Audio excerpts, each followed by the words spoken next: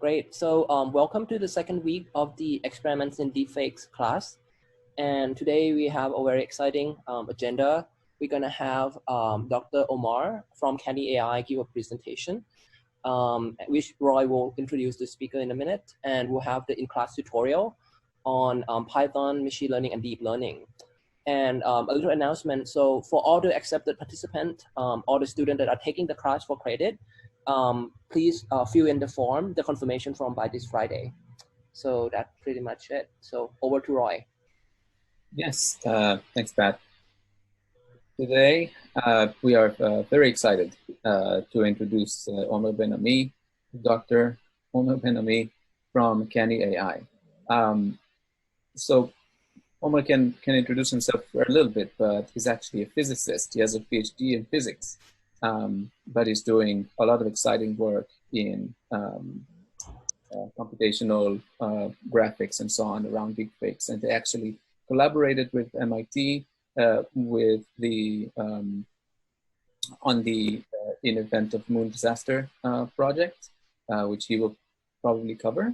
But we're very excited to start off this semester with a speaker from industry, actually, and showing us how deepfakes are actually impacting on a very broad level everybody and everyone in this world, really. These technologies are very influential and already have a very strong basis in industry. All right, so without any more introduction, I think Omar can take it from here. I think I need to share my screen again. Yeah. Just a second. Great. Okay. Hi, I'm Omar. I'm co-founder of Kenny. And today I will share with you our experience as a commercial company, as you said, in this industry that people now call deepfake.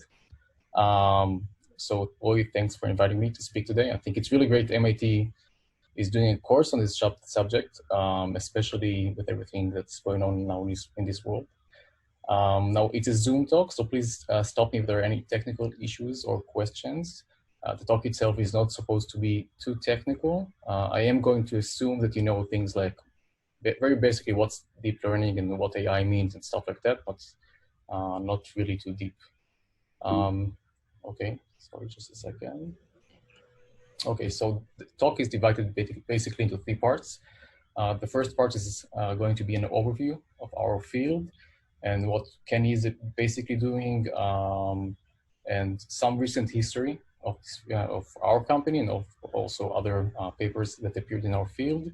The second part will be more about commercial use cases and some challenges that people face in this industry. And the last part, I'll try to compare between deepfakes and visual effects, and also this will be related to discussion about ethics and our own personal experience with these issues. First, a very short intro about me. So this is where I live, and I live in Tel Aviv in Israel. I was a software developer during my military service. And as we said, I did my bachelor's degree and then PhD in theoretical physics in Tel Aviv University. I was also first developer and a system architect in a startup that was acquired about 3 years ago, which was just in time to co-found Kenny. So we co-founded Kenny in late 2017, and we now offer services that we call video dialogue replacement, which basically mean that you can replace the dialogue in a video where a person appears speaking. And the reason we got into this industry is basically that around 3 years ago, Netflix started streaming in Israel. Now, when you watch TV in Israel, it's usually in English with subtitles. And for some reason, Netflix decided to do experiments, on my account at least. And I started playing a TV show, and I soon realized it was dubbed to English, and the original language was Portuguese, which is very strange. Was a very strange experience for me. So I want to play the trailer of the TV show. It's called 3%. Just enjoy life in the offshore, and no matter what happens, you deserve this. Our medicine is quite advanced. With a complete course of treatment, you might walk again. But first, you have to pass. So how far can I go? Of course you're going far. You're fierce. Before we begin, are you aware that we have no special policies in place for... Yes. You're one of the worst candidates I've ever interviewed. Maybe you're the worst interviewer they have here. You've been eliminated. Are you going to cry? I must get to the onshore! Each of you will only have 3 minutes to... Okay, so that was a very short clip, but hopefully you felt that something is a bit off. So that was basically I would say the aha moment for us. So let's try and fix bad dubbing on Netflix. When I say bad dubbing, it's not really bad in the sense that the person that did this dubbing for Netflix actually took the time to find the correct words that match in terms of the length and timing and what goes on screen, which is kind of difficult. So in that sense, it's quality dubbing, but it still has its limitations. So the idea was somehow to combine AI and visual effects to fix this issue of dubbed live action content. And we soon realized that the same technology could also be used to reduce production costs. I would mention this as we go on. Sorry. And the reason we call this VDR is because in productions today, there's a term called automated dialogue replacement. That's basically when they replace the audio of a TV or a film when they come back to the studio and they need to fix something. So today they can only do this for audio, and this is supposed to be some extension to also to video to relax that constraint on the video itself. Okay, so we did quite a bit of projects, but I think these are the 4 that got most attention, mostly because they involve politicians or celebrities. The first one was a year and a half ago, where so Deepfake was at the time, got a lot of negative hype, and we thought we need to show something positive using this technology. So we created this world leader singing Imagine that got very viral, and we still get emails today that people that were excited about this video. And I think a month later, 2 artists from the UK, they contacted us about creating something for an exhibition they had during the Sheffield Dog Fest. So in that exhibition, they wanted to discuss how companies use data to manipulate us.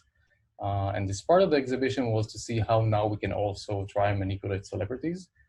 There were a few clips, not only Mark Zuckerberg in that case, but for some reason, Vice decided this is the most interesting video. We think it was because the whole hype around Nancy Pelosi, I'm going to mention this as well.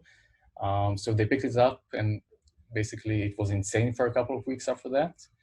And then we did the deepfake of Boris Johnson, which was an awareness project, also with the same artists, with collaboration with Future Advocacy. That was before the UK election last year. And we also did, as we mentioned, the deepfake of Richard Nixon. And I think Fran is going to speak about this in a couple of weeks as well. I think this is a project I like the most. The idea there was to basically take a speech Nixon wrote and just bring it back to life because he never got to say it. So if you didn't see all of these, I can show them at the end. But for now, I think I'm going to show only Zuckerberg because it was the most viral, I think. Imagine this for a second. One man with total control of billions of people's stolen data, all their secrets, their lives, their futures. I owe it all to Spectre. Spectre showed me that whoever controls the data controls the future. Okay.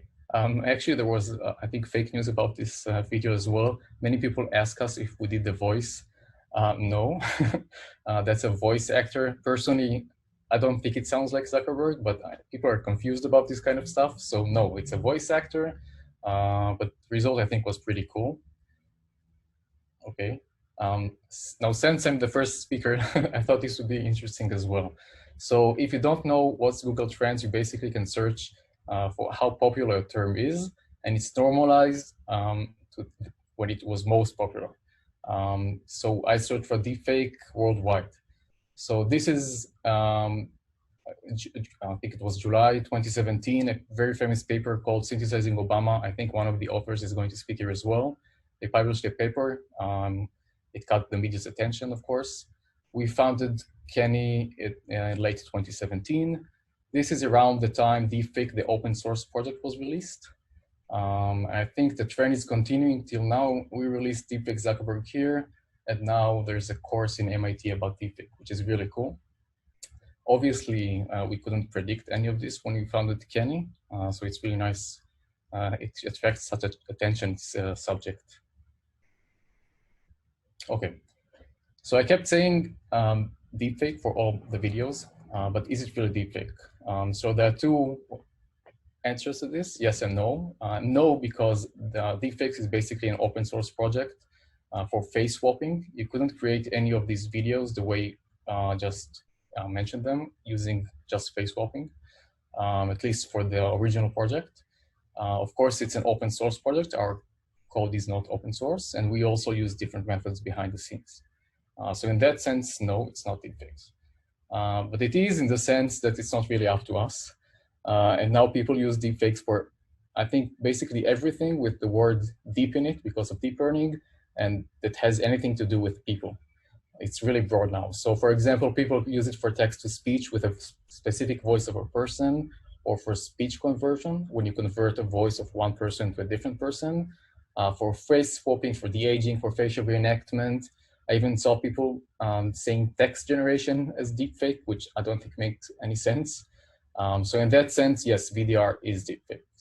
I think I should say that I think most of the commercial companies I know, they don't use this terminology to describe what they do. Obviously because it's kind of notorious now, but also because it's a bit confusing. It doesn't really mean what eventually the services you offer. So that was an important point. And I thought it could I think it's also interesting to do some taxonomy for what kind of types of deepfakes do in video. So first, just to introduce some terminology.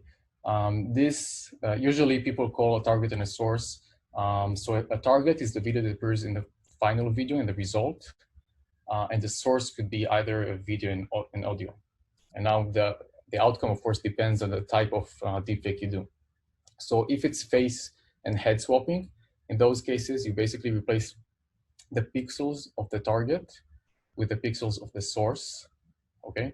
So for face swapping, it's only the pixels of the face, and for head swapping, we would also replace the pixels of the neck, the ear, and the hair. Then we have facial reenactment. VDR is an example for facial reenactment. And for this, usually you have the fine-grained or the coarse-grained control on the reenactment that you do. So for example, fine-grained is when you do lip syncing, when you control these subtle movements. This can be done using either audio or video. Now, audio is less unique than video in the sense that, for example, if I'm going to be silent now, I can smile, I can be with my mouth open. That's something you can't really know just from the audio itself. Of course, you can do it with video, but there are, I guess, advantages to each of the options. Coarse-grained control will be if you want to control blinking and eyebrows moving. Usually it's done with a source video. Some people try to do, especially for blinking from the audio signal. But I think it's still an open question to what degree you can really do it. People also try to do an avatar. So an avatar will usually be also controlling the head movement, not just the lip sync. And in those cases, usually it's going to be just the upper half body. Otherwise, you need to actually generate the entire body, which is kind of difficult. And then it moves on to body reenactment, which I guess is the most difficult of them all. And that would be to just create the entire movement of the body, including the hands. And of course, you can combine all of these together. So if you you want to create a virtual actor, for example, you would want body reenactment, but you also want facial reenactment with good lip sync. That's something important.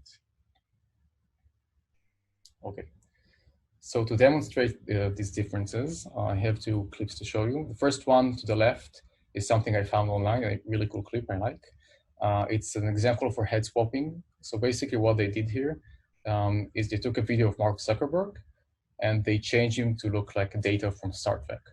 So this is an example for head swapping actually, because they change also the ear, the neck, and the hair. So I'm going to play it now. So proceed, sir.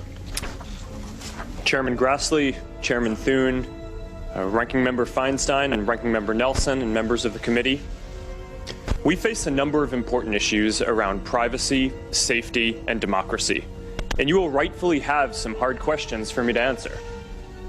Before I talk about the steps we're taking to address them, I want to talk about how we got here. Okay, so obviously what you heard, the words themselves are what Zuckerberg said. So this didn't change. And now for our example of VDR, it's a recent commercial we did with SodaStream. So what you're going to see here is behind the scenes, the production company we worked with did just as a side-by-side comparison. So basically to the left, you're going to see the source, which is an Israeli actor going to speak in Hebrew. And to the right, the target is the mountain from Game of Thrones. In the beginning of the clip, it's basically the data we used, and then you're going to see them in sync together. So the mountain is going to speak Hebrew eventually. People of Israel, מה העניינים? אני ההר ובאתי להרים. לא, תדקה מנה ורסמה. כי יש לכם מקום עכשיו בסודה סטרים.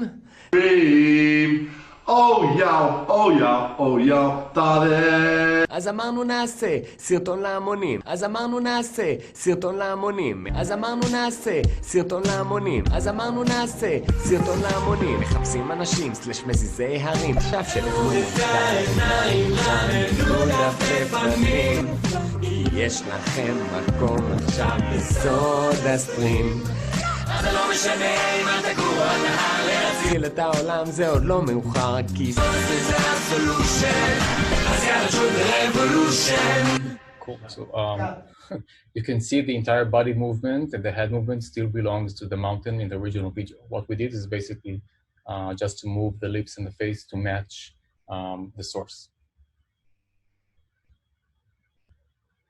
Okay, so these differences in how you actually apply the technology are also differences in the data that you need eventually to get at least a nice result. So for face swapping, you would want in the target and source data to have similar angles usually. As an extreme example for a bad case would be, let's say the target is just frontal and the source is facing to the side. That would probably give you a very bad result for face swapping. The same way, very different lighting. Let's say the target now stands outside in the sun and the source stands each side in a dark room. Probably the result's not going to be very good. And also, I think this is maybe the most difficult one. If the geometry of the face is very different, you won't get a very good result. As an example for this will be, let's say we're doing face swapping between Trump and Obama. They have very different faces, so obviously it's not going to look very realistic.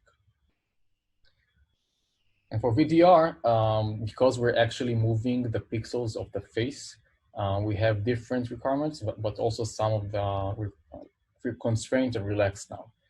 So first, we need enough data to train on the actual lip movement of both of them. So we usually need at least 1 minute of data for the person speaking. We also have a definition of a shot.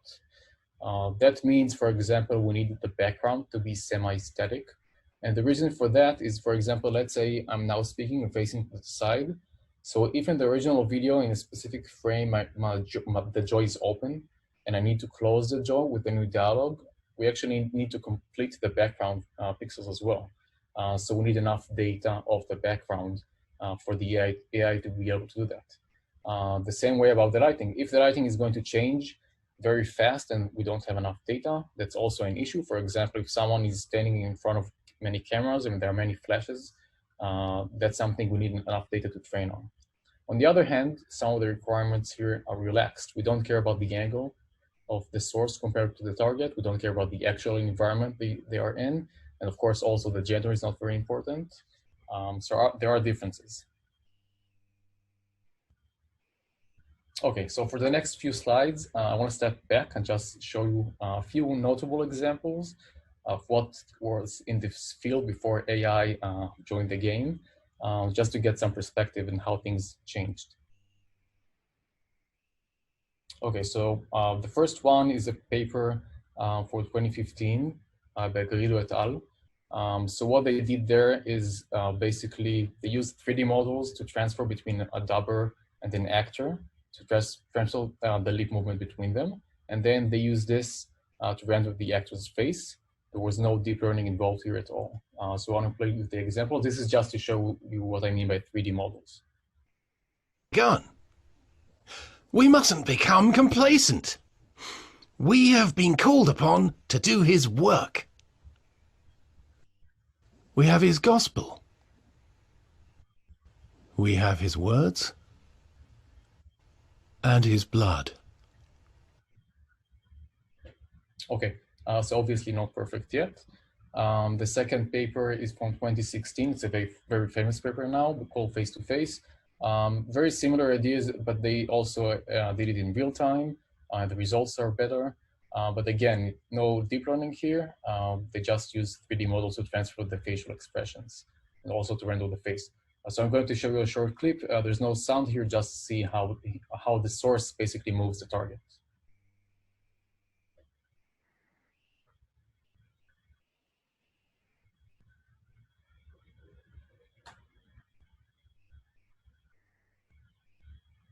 Okay. And the third example is synthesizing Obama that I mentioned already, and I'm going to mention it again. So here deep learning was part of the game.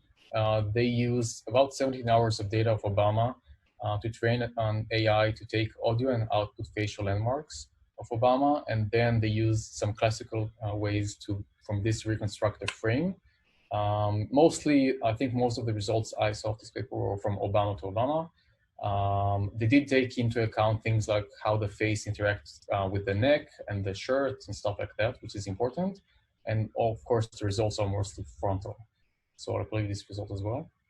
Say that my election symbolizes some progress, at least within the small confines of the legal community.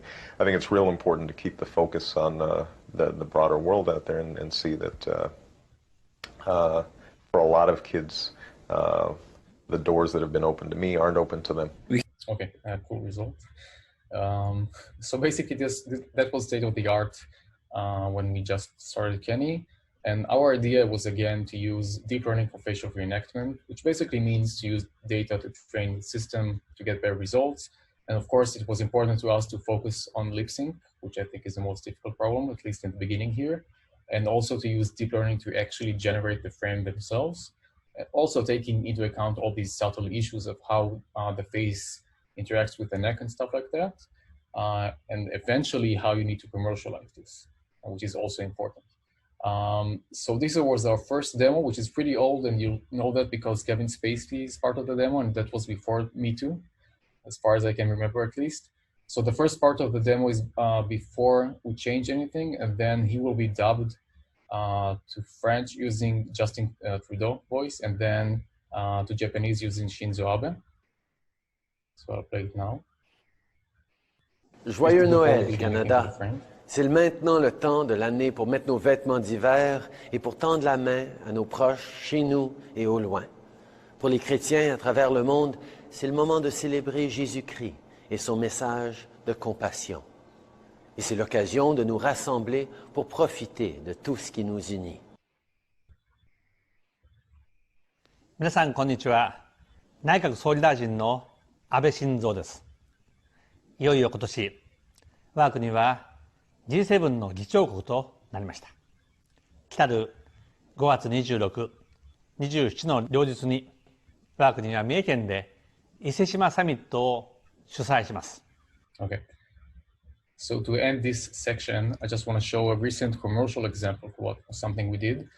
So this was part of a political campaign in India. So in India, they have many local languages, and the idea was to localize a political campaign just to engage more with people. And one of the languages was also English. So it was, I think it reached about 50 million people on WhatsApp. So it was successful in that sense. So first I'm going to show you a short clip of the original and then the results when it was dubbed to English and then using VDR synced. इनके साथ जो अत्याचार हुआ, बहु बेटियों की इज्जत लूटी गई, जो वहां से भागकर इंडिया आए, उनको आज मोदी सरकार ने इंसाफ दिया, वो यहाँ के अब नागरिक बनेंगे. लेकिन Okay, that was the original and now to English. Jai Shri Ram, greetings to all. Friends, I'm here just to ask about the work accounted for. Kejriwal said that he will start 500 new schools. Have they started? He said They will install 15 lakh CCTV cameras. Have they installed? They said they will start 10,000 DTC buses. Have they started? He just cheated us on the basis of such promises. But now Delhi has a chance to change it all.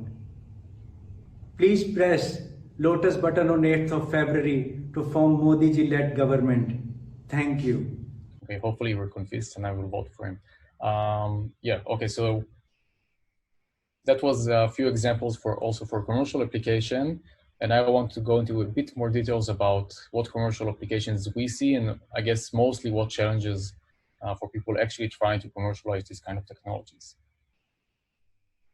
Okay, so first, when I'm speaking about commercial applications, I want to speak about production level deepfakes, which is in contrast to, I guess, to the meme level of deepfakes you usually see online. So a few examples for this, let's say for face swapping, one example is de-aging. Basically, if you want to take a trip back in time, just want to make the actor look younger. So this was recently done for Will Smith in Gemini Man.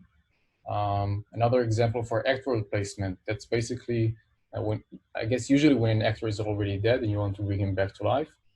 So that was done for Tarkin in Rogue One. So they had to find someone that looks kind of the same already to Tarkin and replace his face. So these two examples are just VFX, no deepfake here.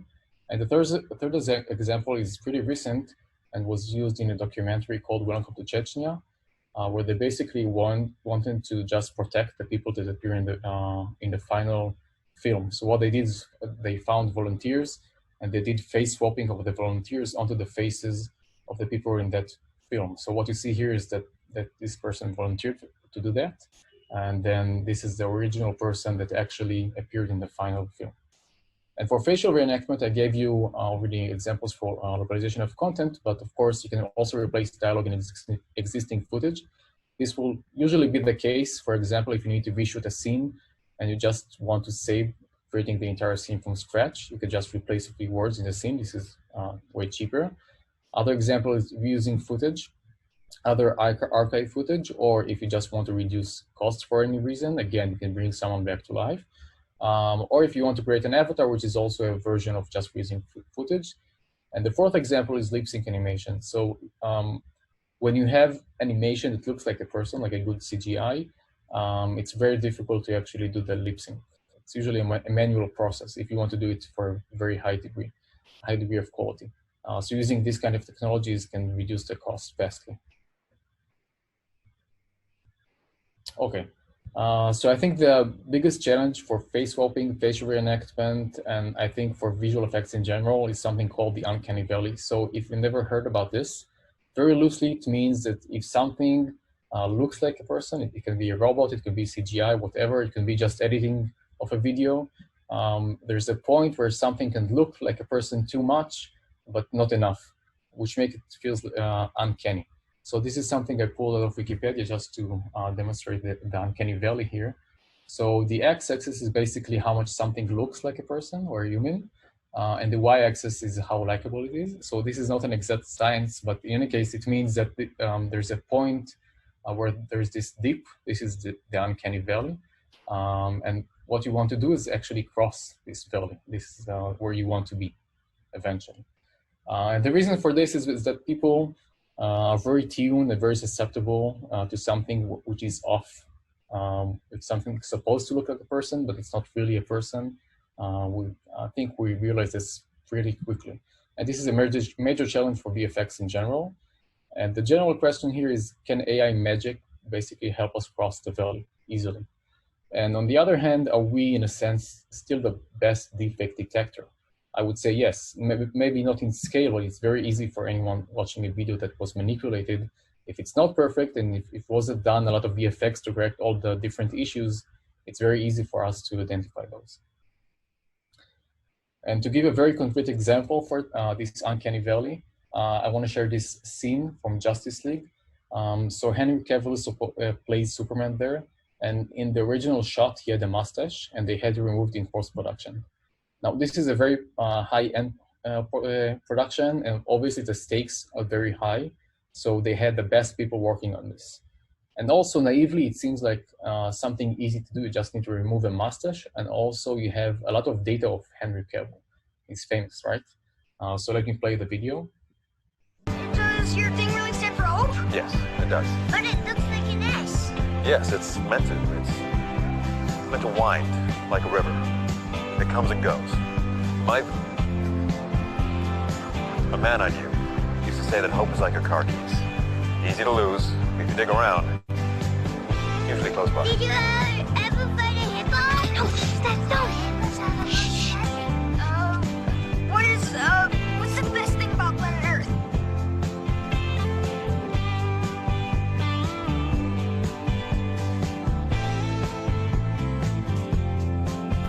So hopefully you felt something is a bit off, which is good. It means the best VFX people still have work.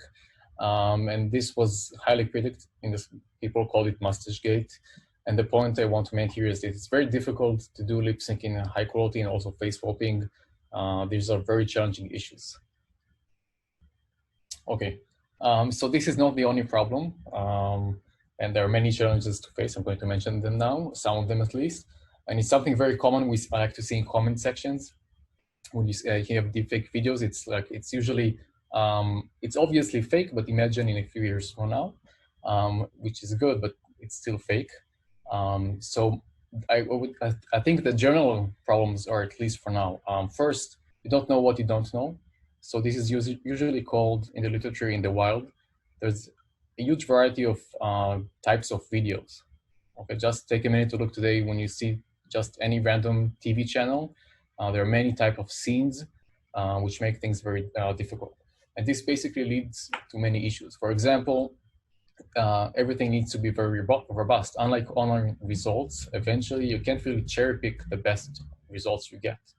The same way you need something to be predictable. You get a client, and the client has a very specific scene, and you need to know what data to ask for to get the best results you can. And obviously, I think this is very common for everything with AI.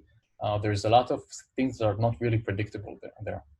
This is a common issue, and of course, you need to know how to work around this. Of course, everything needs to be in high quality. People are paying to you, so you can't really, I don't know, just avoid any issues you have eventually. Another issue here is everything's supposed to be cost effective, and GPUs are still very expensive. And also in terms of the manual work. So if you need to correct stuff, there's a limit to what makes sense here, especially if everything's supposed to be almost automatic in a sense. And also another issue here is production time, both in training, but also in test time. So training means that clients won't wait for 2 weeks for you to train on something, usually, depends on the project. And at least for now, for most of the applications I know, people need to do some extra training for each new thing scene they want to create. So there are papers I know that try to do one model to rule them all. Usually this degrades the results and get us back to this meme level kind of deepfakes. But for the high quality, you need some extra training. And for the test time, this basically depends on the client. Some people want a result in a day. Some people think they would get something in real time. Usually this doesn't happen. But these are some issues you need to handle also for face swapping and for VDR.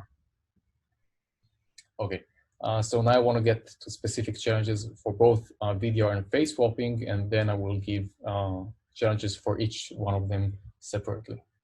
So I'm going to demonstrate now in my camera. So I need you to look at me. So hopefully you can see me. So first one is non-frontal faces and extreme angles. This basically means anything like this. So this is an issue usually because you need to do some face tracking and also a lot of data. This is an important issue. Close-up and partial face shots, this would be anything like this. Again, very difficult and happens quite often if you just look at random TV shows. Camera movement, so I don't have a camera, but I'll try to demonstrate. Okay, this is also quite difficult to handle.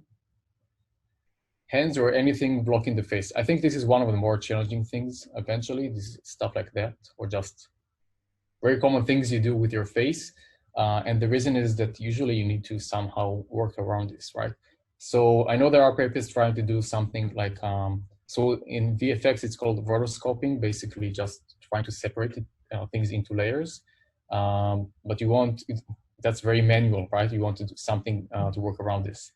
So this is very challenging, especially if you want to do it to high quality. Facial hair. So this is like the example of the mountain I gave. This is also quite challenging. 4K resolution. So there are people that train 4K and get good results, but usually what's important here, the technical term will be high frequency details. It's not enough to just train a frame with the size of 4K. You actually need to capture all these fine details. Let's say you have freckles, that's something you need to capture if you really want to compare to the original frame. And again, we're talking about production level defects. So these are issues that you need to somehow work around. Temporal coherence, that's also very important. So that's a big difference between, I guess all of you saw examples of people generating images, very high definition, I would say, but eventually it's very difficult to move from just one frame to a video because you need everything to be consistent throughout the video, because otherwise, again, this uncanny valley issue, that people are very susceptible to this. The eye picks up on all these small issues very quickly. So again, everything needs to be nice and smooth. Tongue and biting the lips. This is usually an issue because they don't appear a lot in the data. So for example, anything like this, it appears usually just for a very small amount of data. And because, again, we're training on data, that's also an issue, especially for close-up and stuff like that. Okay, now specifically for face swapping, as I said before, I think the face geometry is very important. Again, because this is production level deepfake, the idea is that if you do face swapping, people won't notice that you did anything, right? That's the goal in this case. So if the geometry of the face is not perfect, people will pick up this very quickly, right? If you try to do face swapping between Obama and Trump, it won't look as good. Very different skin tone. I think also Obama and Trump is a very good example here, something people will pick up very easily. So some people try to manipulate the data and edit it before training the systems. That's an option. Again, to create some production level deepfakes, it's going to be very difficult as well. Body and hair should be very similar to begin with. So if I'm just doing face swapping, the rest of the body, if it doesn't match and it's supposed to be someone famous, for example, it's very easy to notice, right? We all know how Trump looks, for example, or any other celebrity. Most of them, if it's off, it's off. It's something that you easily pick. The eyes are kind of a known issue here. Again, it's also a high frequency issue, but something that usually for face swapping is very difficult to generate and be, again, reliable. Glasses, because when you do face swapping, you eventually need to change these pixels, right? So again, this is going to be challenging because I have the reflection of my glasses, for example. So somehow we need to either work around this, again, with rotoscoping or some masking, but it's going to be an issue if it's not perfect, especially for 4K resolution. And I think one of maybe of the main issues here is going to be the variety in data. I think the lighting example was also good for this. If you have many different scenes, many different shots, each person in a different lighting looks different. And you need enough data in that specific lighting to get a good result. And I think more importantly than all of this is for the final result, does it look like a combination of the two people, or does it really look like the source and not like some mix of the target and the source? I think that's one of the main challenges eventually. Okay, for VDR, obviously perfect lip sync. So when you're lip syncing, it's also the chin that moves. If you have an Adam's apple, it also moves, and you need to capture this. Otherwise, it's very obvious. Dynamic background and lighting, again, it's an issue of amount of data and how you handle this. Interaction with the environment. So let's say my shirt was like this, and I'm looking at it like this, and I need to complete these pixels. This is an issue. It happens quite a lot in videos. Timing of the new dialogue. Okay, so I showed you the example of the 3%, and they did like this bad dubbing, which is actually for dubbing kind of good, but that's because they chose carefully the words to match whatever happening on screen. So if it's not a very good, I would say, translation or dubbing, things will also seem off pretty fast. An example for this, just a small example, let's say if I'm silent and my head moves in a very strange way, that's something that you pick up very fast. I hope that this example was clear. Lack of diverse data of mouth movement. Again, this is an issue from out of data. So if I'm speaking now English, for example, but you want to translate me to French, and for some reason we don't have enough data for that, the result probably won't come out good enough. Okay, so I tried to scare you, hopefully not too much. There are many issues to solve here, but I want to end this section with a recent demo we did with a company called Be Epic. They're a VFX studio in Berlin. We're basically trying to push with them what you can do with VDR. So what you're going to see here to the left are 3 videos of the target in 3 very different angles, which again, I said it's difficult. Also, the person here has a beard. And hopefully the resolution here is supposed to be higher than you saw previously. And to the right, we have the source. So basically the target is going to be in sync to the source. The man felt like a speck in the frozen nothingness. Every direction he turned, he could see ice stretching to the edge of the earth, with white and blue ice, glacial ice tongues, and ice wedges. There were no living creatures in sight. Not a bear or even a bird. Nothing but him. It was hard to breathe, and each time he exhaled, the moisture froze on his face. A chandelier of crystals hung from his beard. His eyebrows were encased like preserved specimens. His eyelashes cracked when he blinked. Get wet and you die, he often reminded himself. The temperature was nearly minus 40 degrees Fahrenheit, and it felt far colder because of the wind, which sometimes would icy particles into a blinding cloud. Okay, so as far as we know, this is like state of the art for now for this kind of thing. So hopefully we're able to see it. Okay, so for the last part of the talk, I want to basically discuss the relationship between deepfakes and VFX, and also then we'll end with a very short discussion about ethics and our experience with this. So just to start this discussion, I want to show you 4 short clips. So far you saw examples for what you can do with deepfakes, and these clips are all using just, I guess, usual video editing tools or very high-end VFX productions. So the first clip is, I guess, the most simple of the bunch. It's a slowed-down version of Nancy Pelosi. I guess some of you saw it.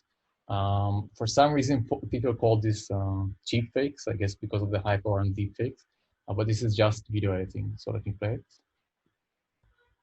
And then he had a press conference in the Rose Garden with all this sort of visuals that obviously were planned long before. And then he had a press conference in the Rose Garden with all this sort of visuals that obviously were planned long before.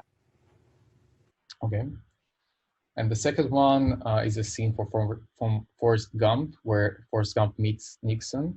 So this is spatial reenactment from, I guess, 25 years ago. And I think this is actually way more sophisticated than what you saw so far from deepfakes, because in this case, they had to composite Forrest Gump into the scene, and also they have some interaction between the two of them. Only this time they didn't get us rooms in a real fancy hotel. So are you enjoying yourself in our nation's capital, young man? Yes, sir. Well, where are you staying? It's called the Hotel Ebbot. Oh, no. I know of a much nicer hotel. It's brand new, very modern. I'll have my people take care of it for you. Okay, so the lip sync is obviously not perfect, but I think it's very impressive for something from more than 25 years ago. So the third example is something I just saw on Reddit. I think it's pretty cool. It's Harry Potter, but with a twist. So before playing it, if you have any issues with guns or blood, please don't look at the screen now, or just mute for a second. I'm going to play it now.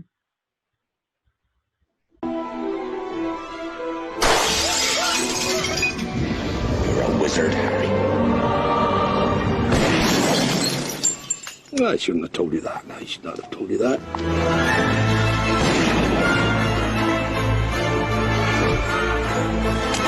Wingardium Leviosa. Oh, well done. I'm warning you now, boy. Any funny business. You won't have any meals for a week. Oculus repairer. Alert war. Okay, so it's not perfect, but I think someone did it on his laptop at home. So it's not like a very high-end VFX production, but still it looks pretty cool.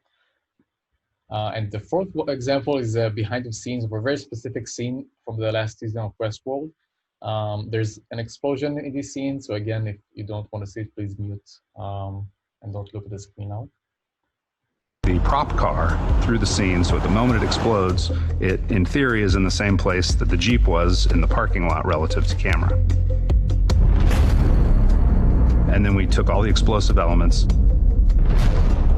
painted out the fact that it was not a future car, it was a Jeep, added to it, and composited all together into one hopefully seamless stunt. I need you to trust me. I can keep you.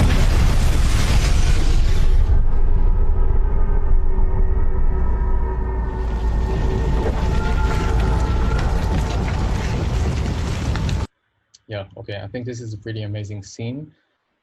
Basically, there's a car that explodes in the street and it never was in that street, and it's not even the same car. So what I want you to take from these four examples, that regardless of deepfakes, people can do pretty amazing things today using just, I don't know, even from just normal visual editing tools to very high-end VFX. I want to go back for a second from this paper of Synthesizing Obama, just to understand, was deep learning really necessary here?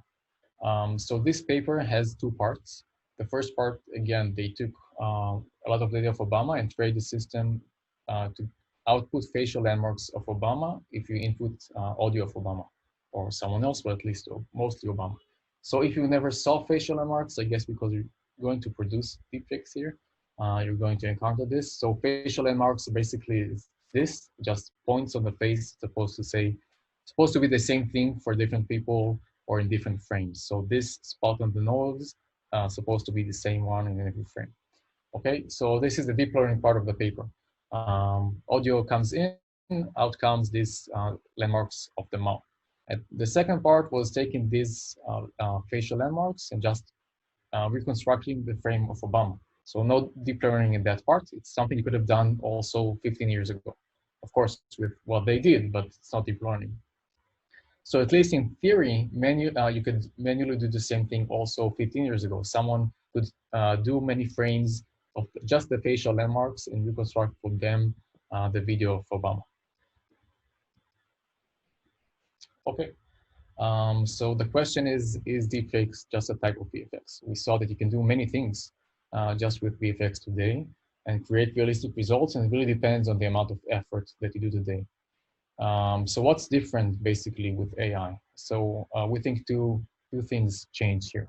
First, AI significantly can reduce the manual work. That's even in the case of Obama in the last paper we saw. And I think more importantly than that, it can produce superior results, crossing this uncanny valley, which we think is very important. Now, specifically for face swapping, these two facts were used to create this Deepfakes project to make everything almost automatic. But I do think that most of the good results you see online involved some manual work, either selecting the data very carefully or just correcting all the issues around the results you see. I want to mention one more thing. So I think this was very expensive to do. I think the Nixon example was also good to see in this case. I don't think anyone would actually do this manually eventually. So this is something to keep in mind. Okay, so is deepfake dangerous? That's a good question to ask. So the two talking points you usually say here is that all new technology has some potential to do harm. The examples we usually give is, for example, 3D printers. If you have blueprints for guns, obviously dangerous. And for quantum computers, they're basically going to destroy the way we encrypt things today. So it's going to have a lot of impact on society. So the same way deepfakes was abused basically for porn, some people claim it's going to be used for politics. And at least for politics, the way we see today, it's hyped. It's very difficult to create a completely realistic result without any reference video. So at least that point, I think, is a bit hyped. On the other hand, there are immediate dangers that we see. It usually involves either tempered evidence, for example. You don't have a reference video, so you don't have anything to compare to, unlike politicians. If you want to harass someone with deepfakes, obviously they don't really care if it's like the perfect result or not. And also another option is for politicians to just deny things they said. That's obviously, in that case, they wouldn't care if you have a video to compare to or not. So is illegal action needed here? We think it's going to be very hard to separate VFX and photo editing and video editing just from deepfakes. Try to convince you there are many examples, and it's not like a clear cut between deepfakes and VFX. And so any legal action here is going to affect a very large industry that has nothing to do specifically with deepfakes, right? This video of Nixon is just VFX eventually. It's from 25 years ago. Also, most of the misuses, at least that we talked about with people, are already illegal in a sense. If it's defamation or copyrights, of course, it depends on the country. Most of them are already illegal, that I know of at least. And more importantly, if it's, I guess, if we worried about a government interfering, it's not going to stop any other government from doing that. And also, it didn't stop any other government from doing the video like Nixon meeting Forrest Gump 20 years ago. If it's a money issue, obviously governments, they have money. The same way for organized illegal crime. They knew how to do it. It was obviously expensive. So it's a matter of how expensive things are. And can we maybe prevent the way deepfakes are misused today? So first, I want to mention that we don't know of any commercial company that actually offers something with malicious intent behind it. We think this is an important point. And eventually, if you trace back the way it was misused, it always comes back to the fact that there were open source projects online and also academia papers that basically revealed everything they do. So two, I think, important questions eventually here is, can everything be open source? I don't know, that's a good question. And can people publish everything in full detail online? That's also a good question, especially if it's going to be misused, which is the case today. And we also think social media plays a part here. And this is probably a part of a very large discussion about fake news and misinformation, but they definitely help this propagate a lot faster. And they could prevent it, especially if it's politicians and stuff like that, because they can easily compare to the original video. Of course, it's more difficult for them to prevent something which is to harass someone else, but that's a different issue, I guess. Okay, our perspective on this was that early on, we decided that we're going to collaborate with projects, as you saw, mainly to raise awareness or satirical projects. Obviously, we knew that none of them had any malicious intent behind of them. Obviously, that's important to us. And they were all clear to the viewer that the video is not real, either by the context or but what they're saying in the video itself. For example, Zuckerberg is speaking about Spectre. That's not something real. And I would say this is also important, that we never participated or asked to create misinformation or content with any malicious intent. And I think you would expect that someone would ask us for that because we're very public in this field. So that's an assumption in this case. What we were asked but we refused to do, to participate in, are videos that were supposed to be marked as fake. Example for this are making dictators that admit crimes, or making politicians discuss climate change. I mean, climate skeptics discussing climate change. This is quite a frequent thing people ask us. Obviously, there's no any malicious intent behind this, sorry. No malicious intent. The reason we refused to do it is we were worried that they would be taken out of context. Even if you mark a video, it's very easy to crop it out, and then you need to be careful about what the person says. So we just decided not to do that. And specifically on our online platform, we only allow it for commercial use cases.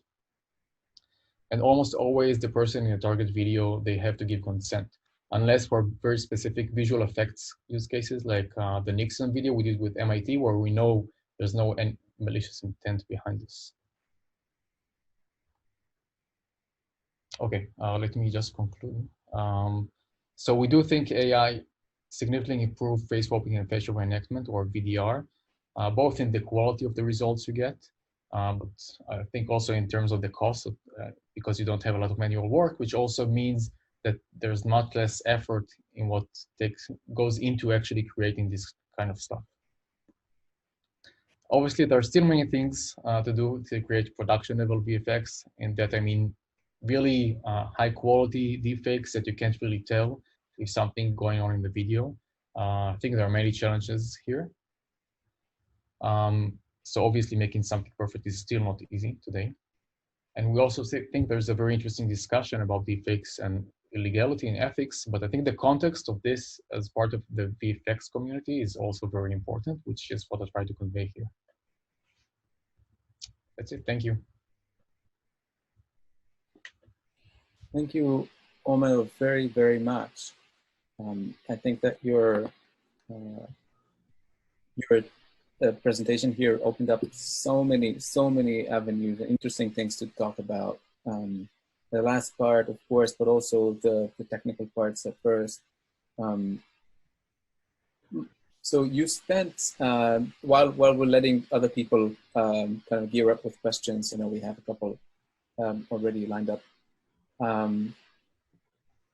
You spent quite a bit of time trying to distinguish between deepfakes and VFX, so virtual effects, and how essentially they might be one and the same, but there are some key differences in the purpose for them, for VFX and deepfakes, but also in the technologies.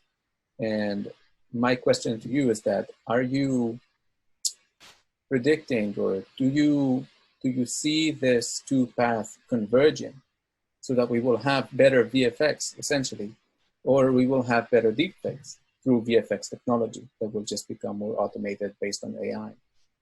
Or do you see this diverging even more so that we have a clearer understanding of what are deepfakes and what are VFX? I don't think there's a very clear cut here. Again, I think it really depends. I think these online videos you see for deepfakes, they're kind of different than the usual VFX process. For example, if you take the open source project online, I think many of these videos are going to disappear. On the other hand, I don't think face swapping is going to disappear from the VFX community. Obviously, people are interested in this and they're doing this using other techniques. It's just a matter of maturity of the technology. So in that sense, definitely the entire VFX community as I know it, also, I have to say, just from the sidelines in this case, they are trying to find a way to incorporate these kind of technologies. Yes, obviously it reduces costs, it can create better results eventually. It's just a matter of you need to solve all these issues I mentioned for them to be able to use it reliably. We have a question from Liang. You wanna, yeah.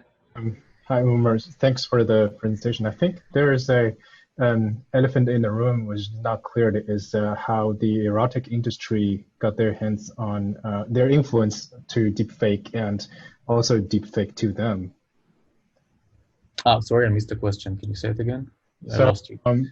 There's definitely an elephant in the room is the erotic industry, which got its momentum from deepfake and also kind of brought deepfake a little bit out of the water as well.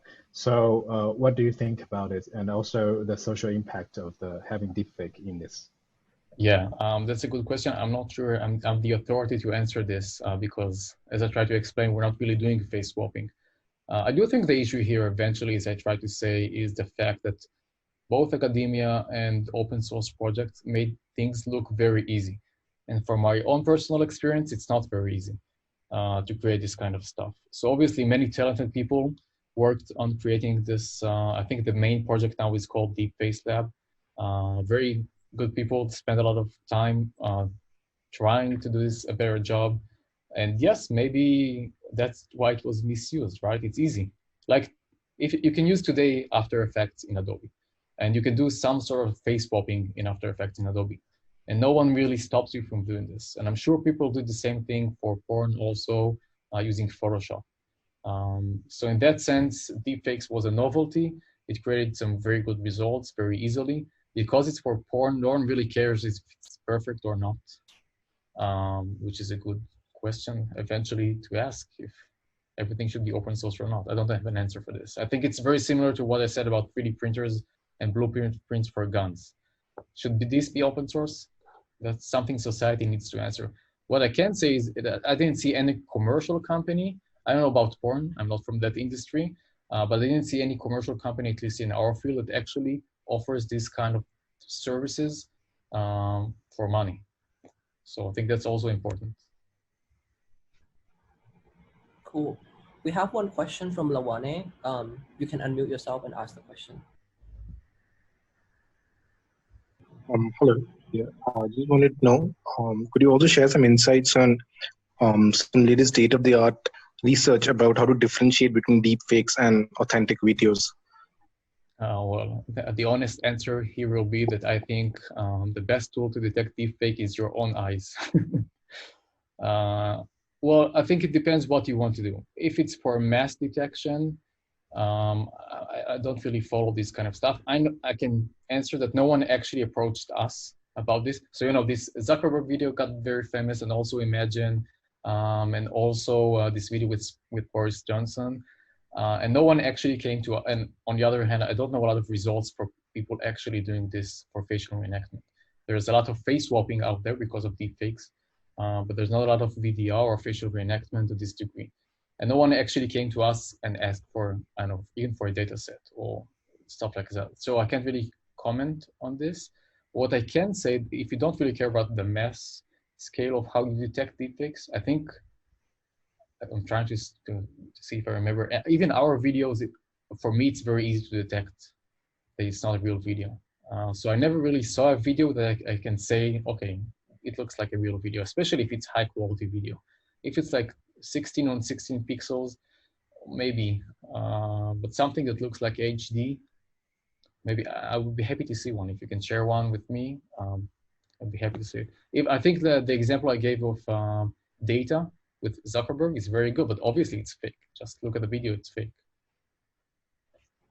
Yeah, I'm sorry, don't follow the research here. Yeah.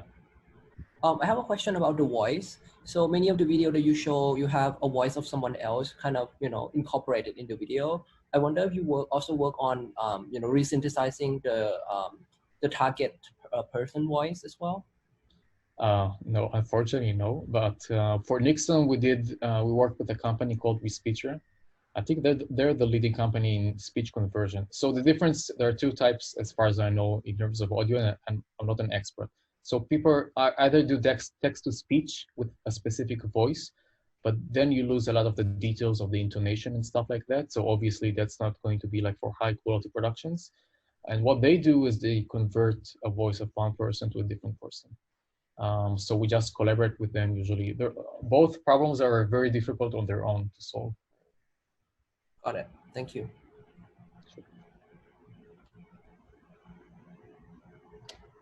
We have a question from Queenie.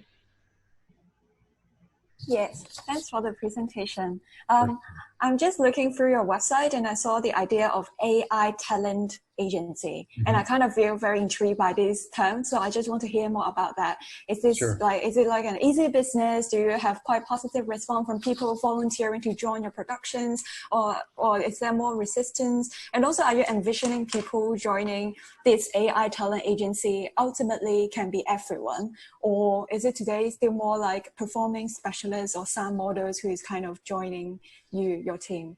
Okay, I can't share too much details. I am going to say what's the goal here eventually. Maybe it will answer the question. So the idea eventually is today it's very expensive. Even if you want to create an explainer video with just of high quality, of course, it's very expensive to hire an actor to do it. And the idea here is eventually to find, I would say, obviously people that are good presenters. I don't know if it's a specific person, depends on the variety of what you want. And to create a large database of that people can just use and create their own like virtual production. So imagine, for example, you have a specific actor that you can choose in many different angles, and you can combine these angles and just replace the dialogue. It's going to be way less expensive than paying someone to do it, which is today is quite expensive. To create an entire production from scratch is very expensive. I think that's the most I can comment for now on this. Wow, that's very futuristic, very cool. I think the video I showed you with what we did with Be Epic, the German VFX company, should give some idea of the end goal here. So imagine if instead of this demo, it was a real actor and you have these different angles and you can just combine them however you want. So obviously it's not an entire virtual actor from scratch. It's going to be limited in a sense, but that's going to be the idea. Great. We have a question from Rob. Yeah, I wanted to ask if you've also looked into modifying the emotional expression of the targets in images and or videos. I could see how that would, cause the broadcast to come across a slightly different message based on the emotion of the individual. So I wondered if that's an area of interest for your company. Can you say it again? If we can control the expression or the emotional expression. So, for example, if someone was very serious in the original, if you could change them to coming across very happy while they were conveying the same dialogue. So for that, you would need, I don't think we're that far from it today. So today we basically only change just the lips and the chin and the jaw and the neck to match. To get what you want, you need a bit of controlling the head movement. And also I would say mostly the eyebrows. I think that's like the biggest difference. So I explained the difference between coarse grain and fine grained control. So the eyebrows will go for coarse grain and the head movement is almost an avatar. I think that's possible, hopefully eventually. Awesome. And then Olivia have a question. How much resource does it take to create a minute of a deepfake video? I guess using your pipeline. You mean resource in terms of GPUs or? Yeah, maybe, I guess, yeah, I think the question is pretty broad. Well, yeah, like time and cost. She elaborate time and cost. Yeah. Yeah. So cost as a commercial company, obviously, I can't answer. But in terms of time, we usually need about 48 hours to 72 hours. It depends on the model and the quality. Some takes a bit longer. We usually ask between 2 and 3 minutes of a person speaking and a specific shot, as I mentioned at some point in this talk. So that's roughly. I hope it answered the questions. Thank you. So around, I would say around 2 or 3 days mostly. Great. And we have a question from Veronica. Do you want to unmute yourself? Yeah, so you mentioned a lot of technical challenges, and it seems like most of the challenges came from the source video, like the amount of source video and the variety of the source video. So I'm just curious, as a commercial company, are you guys doing any kind of like ongoing data collection or video collections? Like how do you facilitate the making process? So I don't think it was specifically for the source. I think the target is more challenging. Maybe, you mean the video you see eventually is the target. So I think the target is actually more challenging than the source. There aren't many constraints. Yes, I think the answer to what you said is yes, but at least for now, I think us and all the other companies, we do need extra training for each video, just to match all these fine details. Just to give an example, if I'm changing, I can't do it now, but just take my video in a different lighting, although I'm the same person, the entire frame is different, right? And you need to somehow just to fine tune on that. Awesome. Yeah, so my last question before we conclude with you is, these students, they're in the experiment in deepfake class and they're gonna make a project related to deepfakes.